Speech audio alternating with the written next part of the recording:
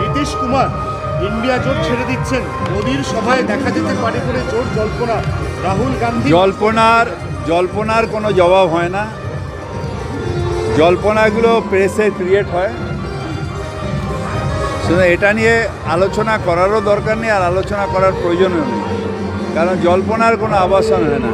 আমার মনে হচ্ছে, আমি এটা বলে দিলাম, এটা হয় না। জয়রাম রমেশ মন্তব্যের পর সৌমেন সেনের যে এজলাস, সেখান থেকে ডিভিশন বেঞ্চ থেকে সরে গেল প্রাথমিক শিক্ষার যে মামলা। আমি কোর্ট নিয়ে কোনো জবাব দিই না, তার কারণে ওপরে ভগবান, নিচে বিচার ব্যবস্থা, আমি মনে করি। রাজ্যপাল বলছে যখন রাহুল গান্ধী ফিরে যাচ্ছে দিল্লিতে জোটের ব্যাপারে শঙ্কা, তখনই জয়রাম রমেশ বলছেন মমতা বন্দ্যোপাধ্যায়কে ছাড়া ইন্ডিয়া জোট কল্পনাও করা যায় না। মমতা বন্দ্যোপাধ্যায় সারা ভারতবর্ষে নেত্রী এবং ভারতবর্ষের মানুষ তার লড়াই, তার দিশা এই সম্বন্ধে জানে।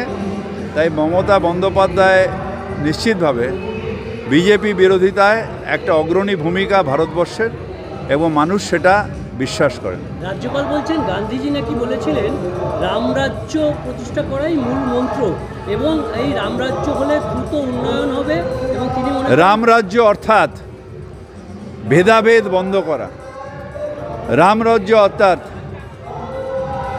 অসহিষ্ণু হওয়া নয়। রামরাজ্য মানে কোনো একটা সম্প্রদায়ের মানুষকে মনে আঘাত দেওয়া, তার রাইট টু লিভ কেড়ে নেওয়া, এটা রামরাজ্য হতে পারে না। রাজ্যপাল সাহেব চাকরি করেন, অ্যাপয়েন্টমেন্ট অথরিটিদের স্যাটিসফাই না করলে চাকরিটা চলে যাবে, কিন্তু রামরাজ্য হচ্ছে না। এখানে রাবণ রাজ্য চলছে ভারতবর্ষে, যেখানে প্রত্যেকটা মানুষ অসহায় মনে করছেন। আজকে গরিব মানুষ, তারা খেতে পাচ্ছে না, মুদ্রাস্ফীতির এই অবস্থা হয়ে দাঁড়িয়েছে, বেকারত্ব হু হু করে বাড়ছে, মানুষের নিজের গণতান্ত্রিক অধিকার খর্ব। রামরাজত্ব হবে যেখানে চিফ জাস্টিস অফ ইন্ডিয়াকে বাদ দিয়ে ইলেকশন কমিশন হবে, সেখানে রামরাজ্য তৈরি হবে। যেখানে ধর্মনিরপেক্ষতা না, ধর্ম অন্ধতার দিকে পুরো দেশকে ঠেলে দেওয়া হচ্ছে, সেখানে রামরাজত্ব হচ্ছে।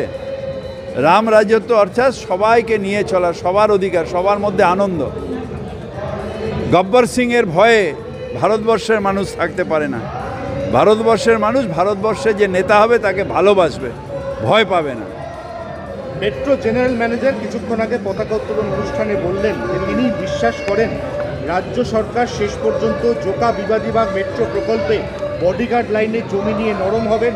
এটা নিয়ে আমার কিছু বলার নেই, কারণ আমি পুলিশ মন্ত্রী নই, মুখ্যমন্ত্রী নিজে দেখছেন ব্যাপারটা। এটা নিয়ে আমি কিছু বলতে পারি না। পদ্মভূষণ পাচ্ছেন মিঠুন চক্রবর্তী, উষা উদ্যোগ, এটা নিয়ে আমি কি বলবো।